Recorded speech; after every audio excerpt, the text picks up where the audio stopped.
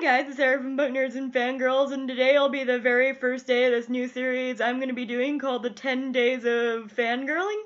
Basically what this is it's 10 straight videos I'm doing from December 27th all the way up to, I believe it's January 5th of 2018. I have a lot of ideas and a lot of concepts, and I'm super excited to be doing this because, as you may notice, my videos have been rather sporadic for the past year. A lot's been going on lately in this year, and I thought I really would love to get back to making videos. I'm not sure if it will happen. If you heard about the net neutrality thing that's been going on, it's gonna majorly affect if I can make videos or not. So I don't know what's gonna happen, but we'll see what happens from there. So the very first day, what we're doing today is the best and worst movies of 2017. December 28th will be my worst and best TV shows of 2017. The 29th will be my favorite artist of 2017, which are music artists. My December 30th topic will be best and worst books of 2017. December 31st is checking in on my 2017 goals. January 1st will be my goals for 2018. The second will be my most anticipated books of 2018. Followed by most anticipated movies of 2018 on the 3rd. On the 4th, I'll have my most anticipated TV shows of 2018. And last but not least, I'm going to be doing what I want to bring to my channel in the year of 2018. I love you, sweetie, but Mama's doing videos. He's like, I know, she just thinks I'm so mean when I do that. But onward to the topic for today. So today I thought it'd be fun to do my best and worst movies of 2017 because I won't be watching a lot of movies at the end of the year. I wanted to go watch The Great Showsman, but I don't think that's going to happen before the end of the year, and if it... Sorry, my cat's making a whole lot of noise, but if it does, I will update in my little tiny editing notes down there to show you guys what my ranking would be for it if it did get on this list. So let's go ahead and get started. In this year, I've watched 25 movies. These movies I've either watched at my house, at the actual theater, or on Netflix. So we're gonna have some Netflix originals mixed in with some movies I watched at my house, as well as 2017 new releases that I've watched in the theater. So coming in at number 25 is my worst movie of the year, which will come as no surprise to anyone because I'm pretty sure this is on a lot of people's worst list, and that is 50 Shades Darker. I can't tell you how much I despise the 50 Shades trilogy. I don't know why I keep watching them.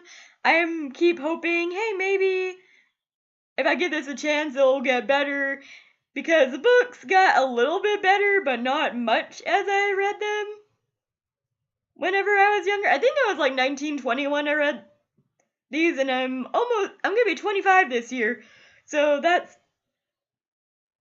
shows you how old these books are. But I read those, and I watched the movie for my bachelorette party this year. I wasn't even interested in going to it in theaters. I decided to skip it because I did have this plan to go on Valentine's Day with my husband, but we ended up getting into a lot of difficult stuff to where it wasn't possible for us to go watch 50 Shades Darker, which isn't horrible because I think my tooth actually broke that day, so I couldn't go watch 50 Shades Darker, and this movie was kind of like extracting a tooth too, because it was that bad. That bad. Because I would have rather got my tooth extracted that day than to actually watch this movie. That's how bad this movie is. Don't watch it. I think there's only one funny line in there, and that was a vanilla joke. If anyone ever watched it, yeah, that was horrible. Number 24 is actually a movie I watched on Netflix. Hated it. It was weird. It was disgusting. It was gross. And that was Starry Eyes. Starry Eyes, for anyone who hasn't seen Starry Eyes, is basically about this girl. This girl, she goes to an audition, and really weird shit goes down after she gets this part of this audition. I wouldn't recommend going to watch it. It's just like 0 out of 0 stars. It was horrible. Speaking of 0 out of 0 stars, my number 23rd pick for this list is Death Note, the Netflix original movie. How many times do we have to make Death Note into a movie before we figure out that it's not movie material? It's more of a series material. They have a series for it. The series is about 35 to 36 episodes long. Why would you think adapting that into a movie is okay? Okay, like, I watched 2/3 of this movie before I turned it off because it was that bad. I never really turn off movies. I've even watched 50 Shades Darker and Starry Eyes all the way through, but I had to include Death Note. I couldn't not include Death Note in this list because it was that bad. That bad. I love the anime, I love the manga, I don't love this. This is trash. Trash. And no, America just shouldn't touch Japanese animes anymore. I'm sorry. Like, I love our country, but I don't think they should touch the animes if they're not gonna make faithful adaptations of this anime. Like, if some other random person just found the Death Note, then maybe this show would have been okay, but no, they couldn't even do that. That just had to ruin the source material. So number 22 on my list is another Netflix original called You Get Me. Get Me, which I think is like a very cheap version of Fatal Attraction. Attraction, in my opinion, best way I could describe it. It's got Bella Thorne in it for people who love Bella Thorne, which is the only reason I decided to watch this movie. Because my dad kept on telling me, hey Sarah, have you watched this movie? Have you watched this movie? Finally I watched this movie, and I'm like, that was one of the worst movies I watched. Not gonna lie. Okay, coming in at number 21 is a movie that I was really excited for this year, and it let me down, which is why it is so low on this list, and that's Justice League. Justice League was just really bad. I hated the fight. Like, the fight scenes didn't even feel like fight scenes. There were so many fight scenes that I couldn't even tell when the actual ending fight scene was coming. Not to mention a one-dimensional villain. I think the problem with me personally is I hate collective superhero movies so much that they go very low on my list when they come out, because I don't think there's enough time to get into every hero's background story in this. And even the Wonder Woman parts of this just didn't do it for me. Like, I think Wonder Woman was the only reason why this wasn't lower on the list. It wasn't Batman vs. Superman bad, but it was still pretty damn bad. Okay, coming in number 20 is one that I feel really bad for putting at number 20, but I personally didn't like the movie. I think it's just because I had such high expectations for it that when it came out and lowered my expectations, I put really low on the list. And this is a Netflix original as well, and that's To the Bone with Lily Collins. This is about a teen that's in recovery for anorexia. And I feel like it could have been done a lot better. A lot of people have praised this movie. I personally didn't really like this movie. I can see why people liked this movie. Even my husband liked this movie. Maybe I was being too picky personally, but I didn't really like it. I didn't hate it, but it wasn't my favorite. So, coming in at number 19 was my first failed book to movie adaptation of the year, besides Death Note, which is technically a manga, and 50 Shades Darker. But this is one of my most disappointing because this is one of my favorite books of 2016. 16, guys, and that was Everything. The movie adaptation of Everything came out, I think it was this summer, and it wasn't bad, but it was very predictable.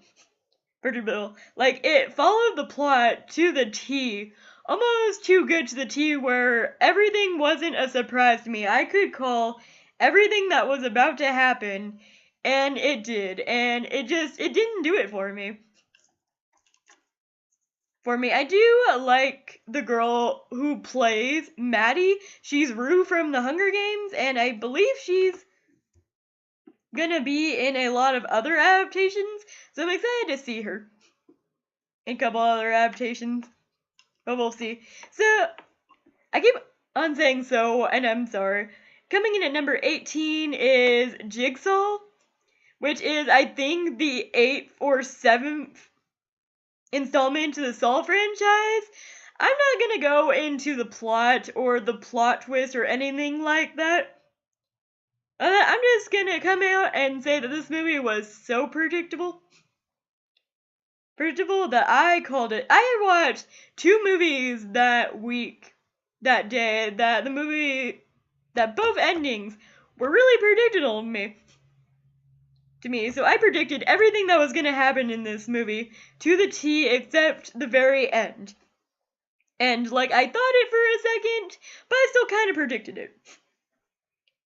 Coming in at number 17 is an M. Night Shyamalan movie called Split.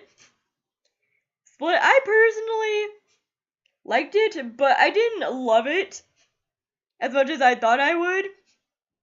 It was a very cool concept, and I give props to James McAvoy for his performance in this, because it was awesome. And the main girl was pretty awesome. It was a supporting cast for me that made this movie flop, in my personal opinion. Number 16 is gonna go to Guardians of the Galaxy Volume 2. Now, before everyone chops my head off for not liking Guardians of the Galaxy as much as everyone else did, I like to say that, like I said before, I'm not a really huge fan of collective superhero movies. Hero movies, and the Guardians of the Galaxy I was never really a huge fan of whenever I was growing up, so I don't really know a lot about the Guardians of the Galaxy. I will admit that this movie heightened my expectations of Guardians of the Galaxy, because I didn't like the first Guardians of the Galaxy movie. I didn't see what was so entertaining about it. I liked it better this year when I rewatched it than when it first came out. I guess at that point I was just so tired of superhero movies that I just thought every one of them was bad at that year. So I did give him another chance, and I'm glad I did, because the second volume was super funny. I loved it so much. Coming in number 15 is gonna be Audra and Daisy. This is a documentary that's on Netflix that is about the heavy subject matter of rape and people saying that what they're saying isn't true. It was very empowering. I love this documentary. If you haven't watched this, it is a very good documentary about rape culture in today's society. So if you haven't watched it, I recommend that you do. Number 14 is going to be a horror movie called Hush. I put this horror movie kind of in the middle of this list because I liked the different concept of her being deaf, but there was some flaws in this movie. I'm not going to lie. So coming in at number 13 is going to be a movie that's really older. It came out in 2009, but I just barely watched it this year, and that's Trust. I can't even tell you who's all in this movie because I didn't really know any of the actors going into this movie. I just really liked the synopsis of this movie. This movie, I don't really even want to go in the synopsis because if you watch the trailers, the trailers don't really tell you anything about the movie. And I think that was actually better that way because the movie actually was great. Great. So number 12 is going to be Happy Death Day. I thought this was going to be lower on the list. I didn't really want to go to this movie, but I was waiting for Jigsaw and I needed to watch another movie to waste the time while waiting for Jigsaw. So I went to go watch Happy Death Day. And it actually really, it didn't blow my mind per se, but it blew my mind in the way that I didn't think it was going to be as good as it was. This movie, actually the first horror movie that made me tear up this year, which is pretty awesome when I think about it. I liked the groundhog concept in this one too, and I like how very self-aware it is that it's a Groundhog's Day horror movie. It even makes references to that, like little homages, and I totally am down for that. Number 11 is a movie that my friends made me watch this Halloween, as well as my husband, and that was Tucker and Dale versus Evil. At first, when I looked at it, I thought it was gonna be stupid. I thought I wouldn't like it, but it was hilarious, and I just love it so much. So we're getting into my top 10 favorite movies of this year. So coming in at number 10 is Thor Ragnarok. I know, I wasn't the hugest fan of Thor Ragnarok. And personally, my favorite is Thor the Dark World, which is a very unpopular opinion.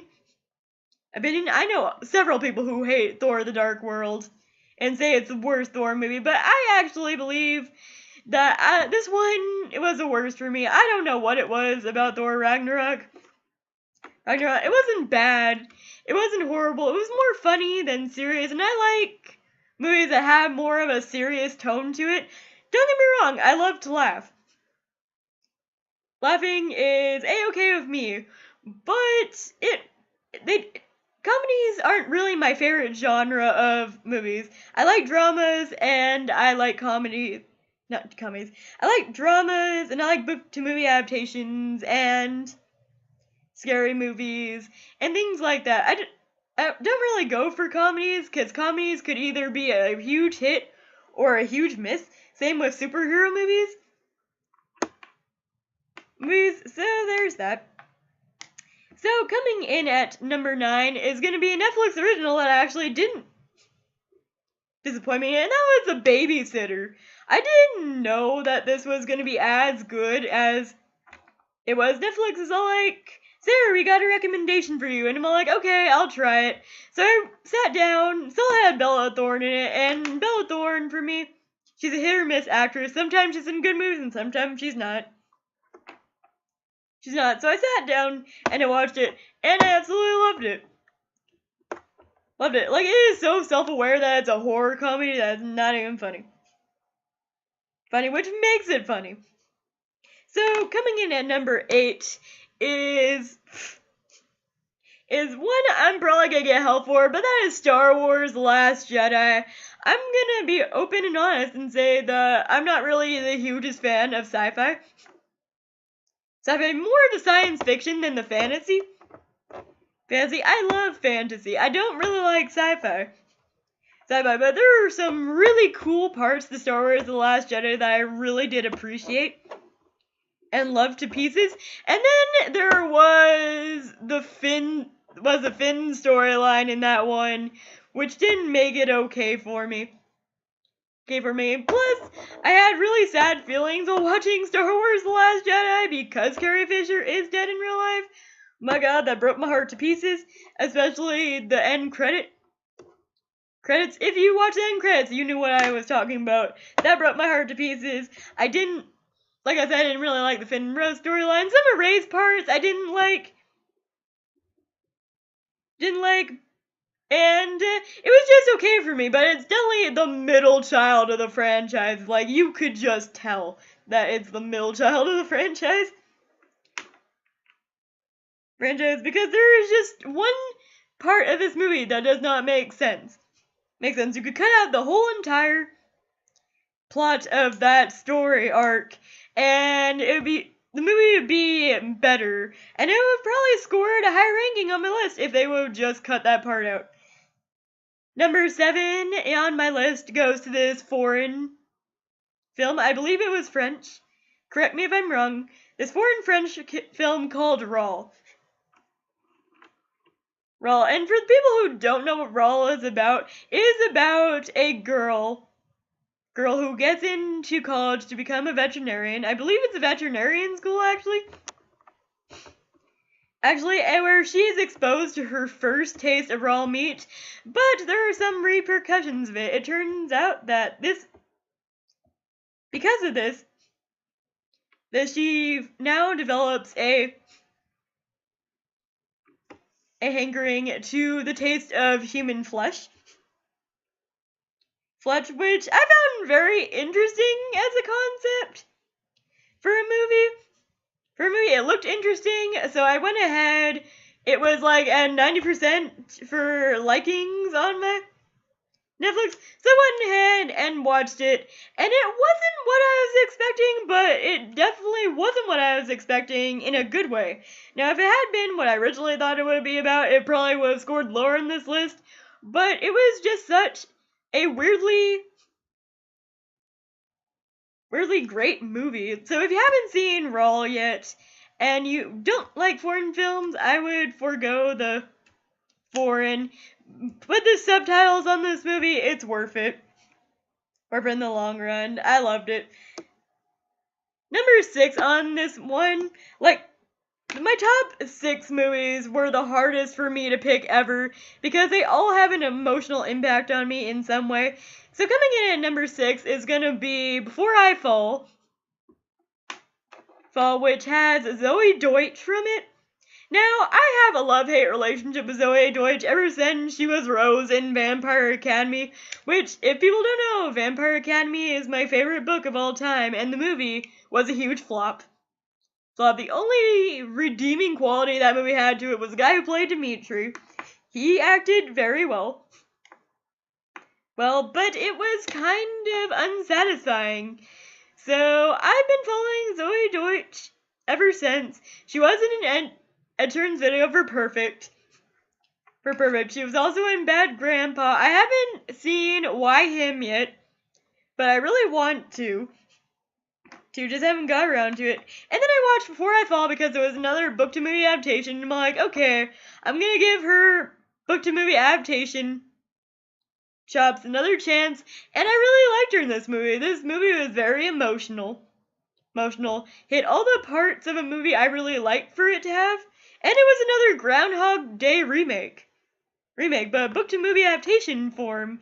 And I appreciated this one a lot more than I appreciated Happy Death Day. It definitely hit me more in the emotional core of things. And if I ever find this movie again, I will buy it on DVD. I just have to find it. So coming in at number 5 is, of course, hitting my childhood nostalgia, and that's Beauty and the Beast, with Emma Watson and Dan Stevens and Luke Evans, Josh Gad also, and a bunch of other big name stars. And I loved this movie. It was the very first movie I think I watched in 2017. And it stuck with me till this point now. And I don't really have to go into what Beauty and the Beast is about. It's been a movie since 1993. The remake live action adaptation just came out, and I loved it. I wasn't really the hugest fan of Emma Watson's singing, but she tried, and I did love her acting skills, and I love her as Hermione Granger. And for me, it's really weird seeing that the new generation of kids are gonna think of her as Belle instead of Hermione Granger, because she's my generation's Hermione Granger. But, an actress, Emma Watson is very versatile as an actress, and I just love her. So, this movie is an A+ for her. So number 4 is another movie that just hit me in my emotional core. I actually watched this with my mother a couple weeks ago, and I didn't think it was gonna stay with me as much as it did, and that's Wonder. Wonder is another book to movie adaptation. I have not yet read it. Really want to though. And this is about a little boy with a facial deformality. And this movie is so touching. It really gets you thinking about what you say to a person and how it can affect their lives in their day, and how really vicious little kids could get with bullying, and even adults too. Like, this movie really struck a chord with me, and I loved it so much. So here we are, we're arriving at my top 3. These are really hard, but number 3 definitely has to go to my most surprising movie of the year. Of course, I wanted something to do while waiting for my husband at work. Because I went to work with him for the day, and I decided I was gonna go watch Baby Driver. And I absolutely loved it. This movie is visually pleasing. It had a great plot. Ansel Elgort was awesome, as well as Lily Collins, as well as Jamie Foxx and Kevin Spacey. And I'm just over here like, I love all these actors. They just did such a great job with this movie. This movie is everything I wanted and more, and it was very surprising for me, which is why it's so up. It's a movie that I still, to this day, think of, and I swear I'm probably gonna have my husband watch it tonight, because he has yet to watch Baby Driver, even though he was the one who originally wanted to watch it in the first place. So coming in at number 2 is, of course, a movie from the DCU, and that is the best DCU movie of this year, and that is Wonder Woman. Wonder Woman was great. It was produced by a feminist producer that actually got what feminism actually is, but it didn't like beat you over the head of feminism either. It still shows you that both sexes need each other, like men need women and women need men. And the love connection story was awesome in this one, and the action was awesome in this one, and Gal Gadot did so amazing as Wonder Woman. And I came out of this theater just overjoyed and happy that I finally got a DCU adaptation that was just so awesome. And I thought it was going to be the uprising of the DCU, and then Justice League came out and crushed it, which is probably why Justice League is so low on this list. Because Wonder Woman worked, and it worked so damn hard for the DCU, and I really hope the DCU picks up. I think the next thing they're doing is The Flash, so maybe I'll watch it, maybe, I haven't decided yet, but we'll see. So here we have it, my number 1 pick. I think you guys already know, if you've been on my channel, what it's gonna be. You probably all like, okay, where's Sarah gonna place this one, and it's gonna be here. It's gonna be number 1. My number 1 movie of 2017, which I have a review for on my channel, is It. The Stephen King novel adaptation of It, 2017, was my favorite movie of the year. No movie did I go to watch in the theater 3 times like I did It. It every time was better than the last. My first going of it was amazing. I saw it with a fresh pair of new eyes. The cast of It did so great, and it touched me in my emotions.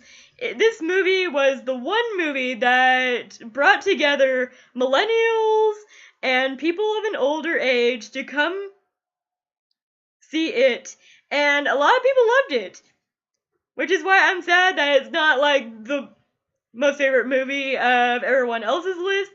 I haven't seen a lot of favorites lists where this one is number 1, but it's definitely number 1 for me. I had such an amazing time going the first time that I went. The audience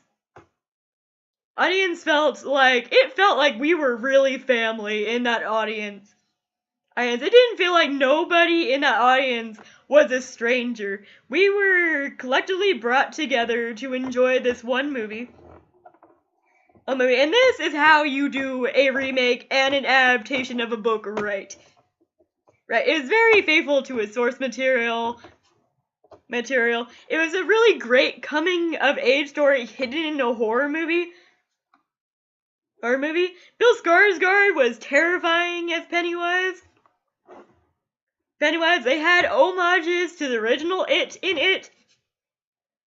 It was just so super well done. I believe there was only one actor who didn't do a great job in this movie, but he was only in there for 5 minutes, so it was okay, and it definitely deserves my number 1 ranking. This adaptation made me want to read the book, guys. It had a great marketing strategy, it had a great release, and it does have a very good book to bring its adaptation to life. Even though I only got through 400 pages of the book, I'm still not finished with it. But I find that an accomplishment in myself. And it's even got my non-reader friends to start reading this book. So any movie that does that, I'm great with. So it definitely deserves my number 1 spot. So there you guys have it. That was my list of the 25 best to worst to best movies of 2017. What do you guys think? And what's your favorite movie of the year? Comment down below, let me know, and I will see you guys tomorrow for my next video. Bye!